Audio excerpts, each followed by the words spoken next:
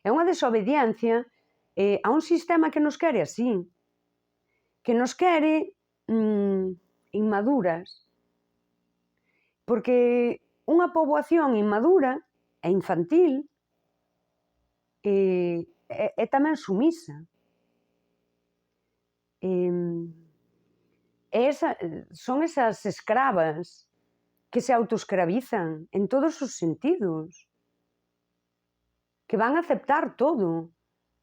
O anuncio das cremas milagreiras que non fan nada, pero, bueno, eu que sei, tamén antes a xente ia a unha romería, sí? A idea de que te realizas traballando, compras o da proactividade, ser ambiciosa, compras todo iso, como a unha crianza.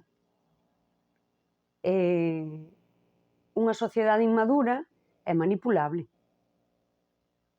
E, ao mesmo tempo, escravízanse as persoas entre sí e manipúlanse entre sí. E eu, desde aquí, a miña perspectiva é que hai esa cousa, esa tendencia a que xa nos estamos manipulando entre nós.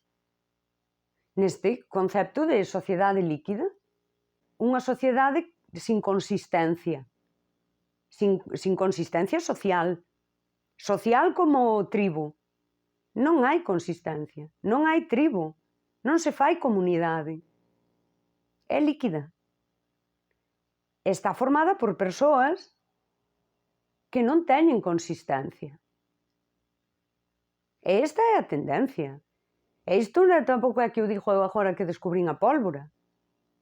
Porque isto, na filosofía de Marx, xa se deixaba ver. É dicir, falase moito de marxismo e a xente quedou aí con un discurso moi superficial. Pero na filosofía de Marx, el xa deixaba ver. O proletariado ten que ser tribo. Tribo, comunidade, é dicir, o que falo eu das dinámicas de traballo. Estamos aquí traballando, somos as de abaixo, o sistema sustémolo nós, e nós temos que ser tribo, para tremar do sistema, e logo exixirlle ao sistema, lembrarlle que somos nós que non tremamos, e que todo volva a nós.